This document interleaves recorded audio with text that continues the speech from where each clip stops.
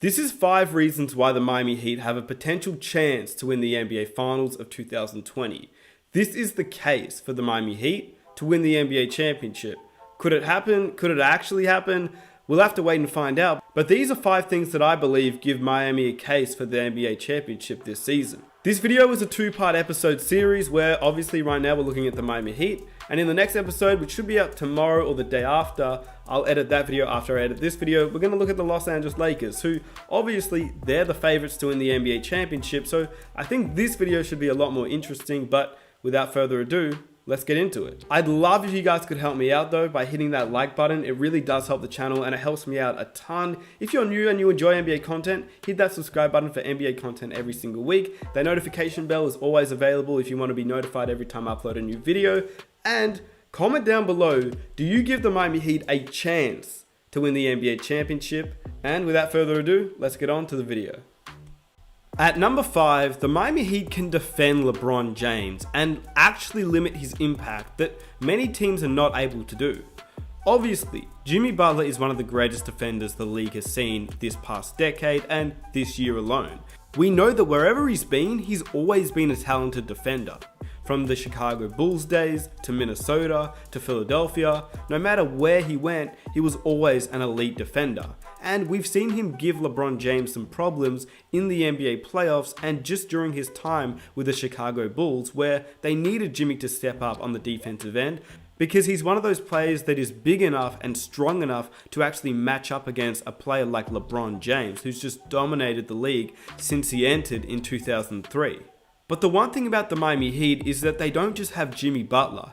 They've got Andre Iguodala, a veteran player now, but he's always been somebody who's been able to defend LeBron James, not necessarily to stop him from going off for 30, 25 points, but just limit his impact where other players cannot. LeBron is a player that you can really only limit to a certain extent. He's one of the greatest players of all time, but if you have Jimmy Butler, Andre Iguodala, and now also Jay Crowder, it does give LeBron James some problems when he's matched up one-on-one against one of those 3 defenders. They're all big enough to face off against LeBron, and they're also very smart players that have played LeBron previously and know his tendencies. But the formula on the defensive end to stop LeBron doesn't just end there. They've also got Erik Spoelstra, one of the greatest head coaches in the NBA, but he also knows how to defend LeBron. We've seen this in past NBA games where when LeBron James returned to Cleveland after his time in Miami and when he's played for the Los Angeles Lakers, Erik Spoelstra has always done a decent job on LeBron. They've been able to switch players onto LeBron. If there's a pick and roll, they always bring an extra player to match up on LeBron and double team him when he drives the hoop. I think that's something that will be very valuable in this NBA Finals series. And not to mention, LeBron James has also been a player under Erik Spoelstra for 4 years. Spo was able to coach LeBron for 4 straight years, knowing his tendencies, what he likes, what he doesn't like. So limiting LeBron James is a major factor for the Miami Heat. Will it be easy? Definitely not, but they have the opportunities with 3 great defenders and a head coach who's coached LeBron and knows what he likes and what he doesn't like. In addition, because of the zone that the Miami Heat will probably play just to stop LeBron, LeBron will need to rely on his open shooters, but his shooters haven't really been hitting shots. Danny Green's averaging less than 1.9 threes during the NBA playoffs, Caldwell Pope is averaging just over 2, and Kyle Kuzma's only averaging about 1 3, which means that if the Miami Heat have a plan to stop LeBron, those players will have to step up and hit open shots, which they haven't been doing during the NBA playoffs. At number 4, they match up overall very well against the Los Angeles Lakers. Anthony Davis hasn't really had to match up on someone like Bam Adebayo yet in these playoffs. He's matched up against tall players like Nurkic and Whiteside in the first round, but neither of those players are great defenders. Sure, Whiteside is a valuable shot blocker, but he's not a great one-on-one defender, and neither is Nurkic. Then in the second round, they matched up against the Houston Rockets, and as we know, they run the small ball lineup, which means that Anthony Davis didn't really play on anybody his size and was able to utilize that to his advantage. Then they matched up against the Denver Nuggets, and Jokic isn't a great defender, but he was primarily on Dwight Howard, so that left Millsap and Mason Plumlee, who didn't really bring much defensively on Anthony Davis and allowed him to play very well during the series. None of those players mentioned though bring what Bam Adebayo brings. He has the height, he has the speed, he has the quickness, and he has the versatility. Sure, Anthony Davis is one of the greatest power forward, if not the greatest power forward in the game, but Bam Adebayo is quickly becoming one of the better defensive players the league has, and he will be a tough matchup for Anthony Davis. At number 3, the only 2 matchups of the 2019 season were in the first quarter of the NBA season. Sure, Miami did lose in both games, but you have to look at the games to actually understand the context. Firstly, Miami has improved a lot as a team just throughout the regular season, but obviously throughout these NBA playoffs where they've really become one of the best and most tight-knit groups the NBA has. So we have to rewind back to the first meeting that came all the way back in November 6th of 2019, almost a year ago.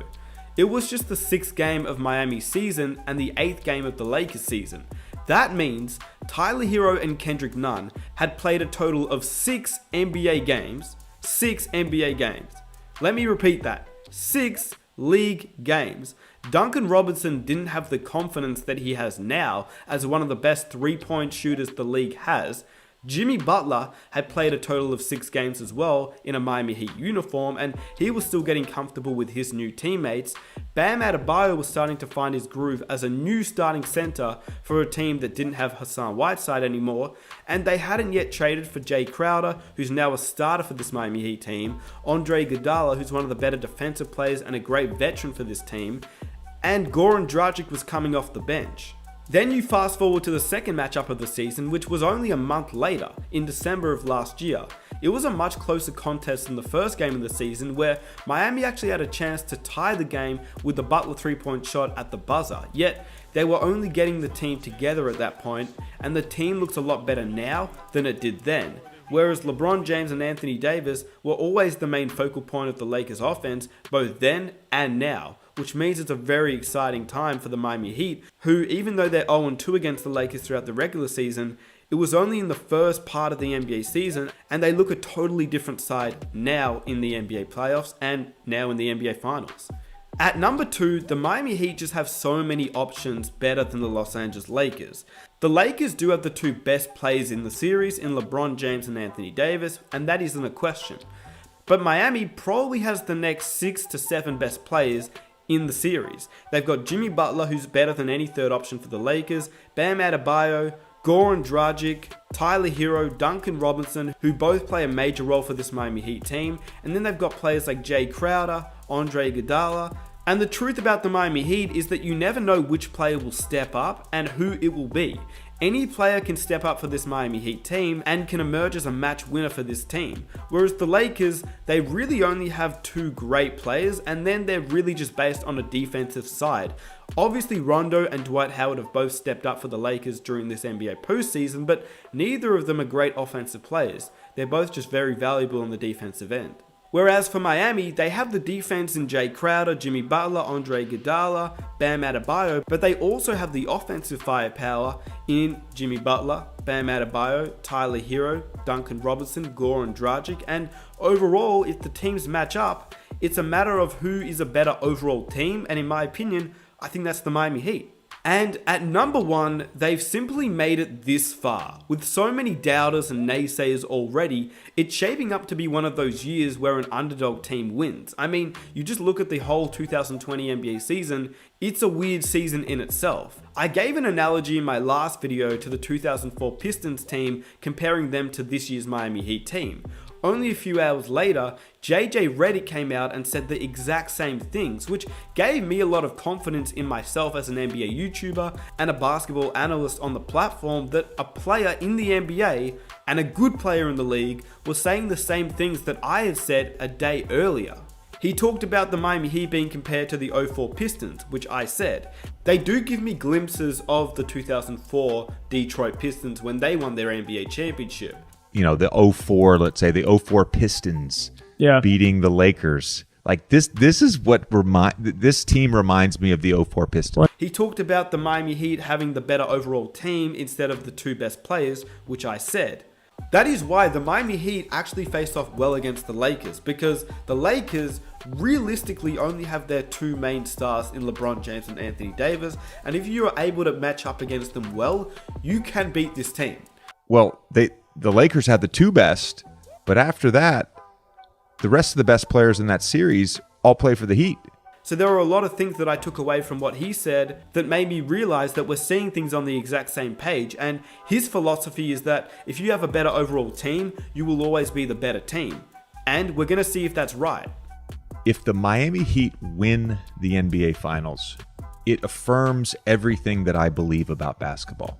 So with that being said, these are the reasons I believe the Miami Heat have a chance to win the NBA championship. Tomorrow, I'll be looking at the Los Angeles Lakers and giving my reasons why they will have a chance to win the NBA championship. With that said, let me know what you thought about this. Let me know down below in the comment section if you believe the Miami Heat have a chance to win the NBA championship. Please help me out by hitting that like button if you enjoyed the video and found it useful. Subscribe if you're new. Hit that notification button to stay updated. And I'll catch you guys in my next video. I'm out.